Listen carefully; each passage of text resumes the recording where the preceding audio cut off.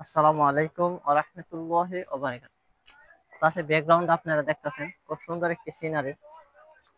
আর সেই সিনারি দেখার জন্য অনেকেই আসে দূর দূর থেকে। আপনার অনেকে আসে ভিডিও বানাতে, অনেকে আসে ঘুরতে। এ, যারা ঘুরতে আসে তারা তো অবশ্যই দু একটা ছবি তুলে সুন্দর করে, ও আশেপাশে ডিএসএলআর ক্যামেরা আছে, তারা হাতানো ছবি। আমার উদ্দেশ্য হলো প্রিয় ভাই, আমাদের ইসলাম সম্পর্কে সবসময় আমি কথা বলতে চাই। জানি না সে আমার কথার দ্বারা কে কে রাগ হয় না তাদের কষ্ট হয় জানি না।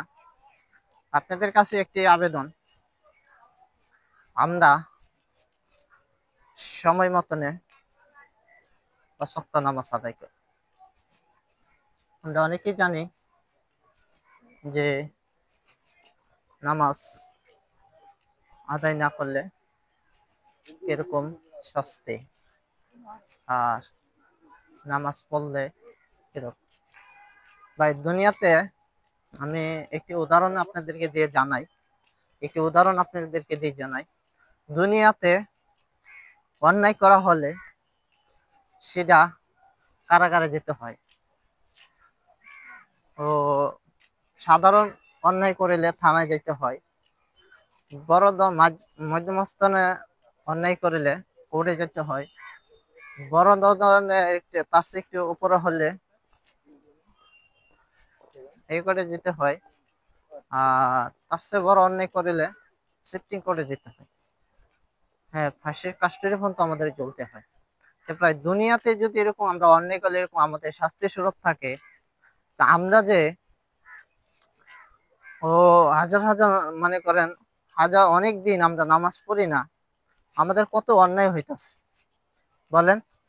আমাদের কতই অন্যায় হইতাছে যে আমরা ঠিক মতনে ৫ ওয়াক্ত নামাজ পড়তাছি না।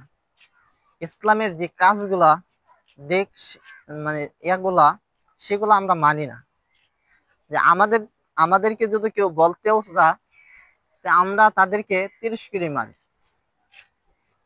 কেউ ভাই, আমি সকলকে বলতে চাবো, আপনাদের আমাদের একটি কাজ মুসলিম হিসাবে নামাজ আদায় করা।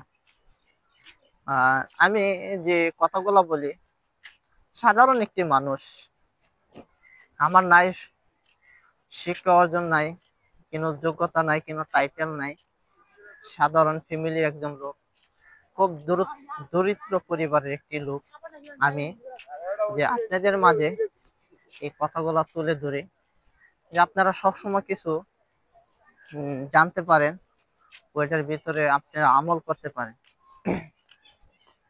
আমার এই কথার দ্বারা আপনারা অবশ্যই কোনো কষ্ট নেবেন না। সকলে ভালো থাকিবেন, সুস্থ থাকিবেন।